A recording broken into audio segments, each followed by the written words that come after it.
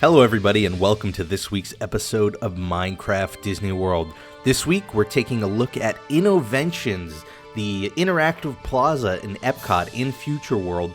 It's been around for a long time and it's had multiple forms. It's actually not the original, I guess attraction would be the word to use here at Epcot. However, its spiritual successor was actually very similar to what Innoventions is today.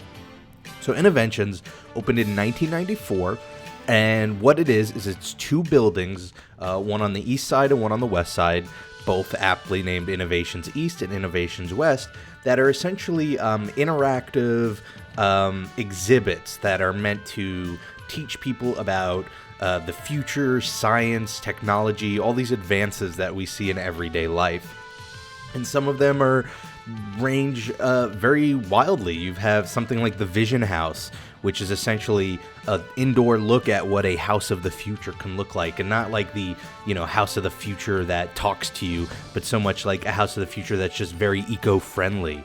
There's an exhibit called the Sum of All Thrills, where you can actually design your own digital roller coaster and then ride it in a simulator.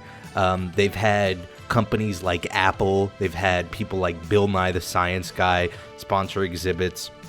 And they sort of, like any other museum, they switch out. They run for maybe a couple of years, and then they'll get somebody else to sponsor it and teach you about something new regarding science or technology.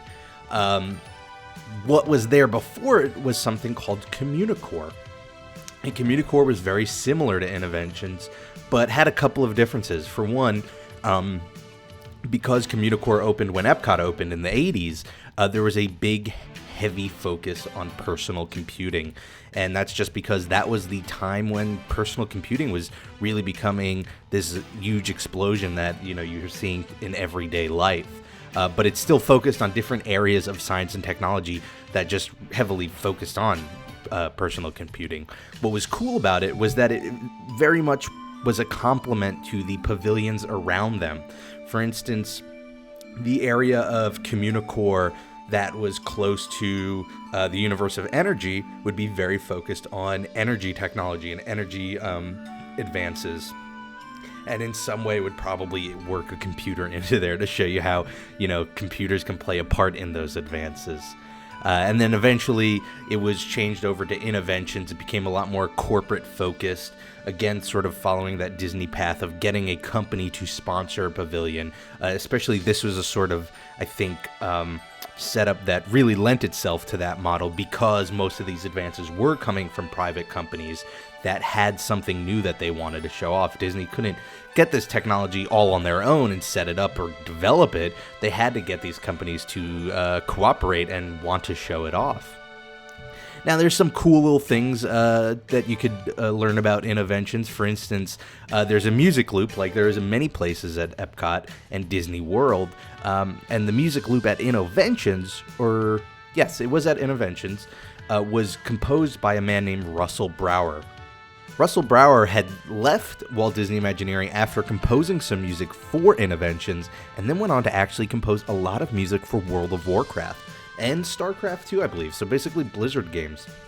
So if you ever listen to that loop music and you hear some similarities in theme to like WoW music, that's why.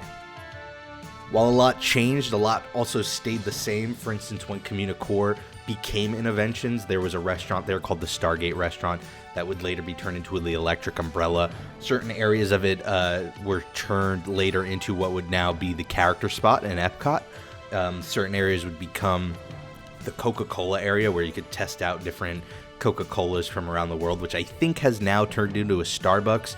But you sort of see this theme that I think you'll see, in many other parks too, which is, you take a larger exhibit that used up a lot of space and sort of break it down into these different areas that you can then sort of section off and change more frequently without having to worry about, affecting the rest of it. So now they could, if they ever wanted to, take the character spot, turn it into something else without really affecting Innoventions too much. But in any case, Innoventions is a cool thing to walk through. In my personal opinion, I don't know if it's as good as it could be, but that's something to talk about in a Revisiting Epcot episode. I still think it's worth going through once and checking it out. I think there's always at least one thing that's really interesting to see and learn there. I hope you've enjoyed this video. It's just a quick look at Innoventions. I hope whatever you're doing this week, you make the most of it. And I hope to see you all here next week for the next Minecraft Disney. Bye, everybody.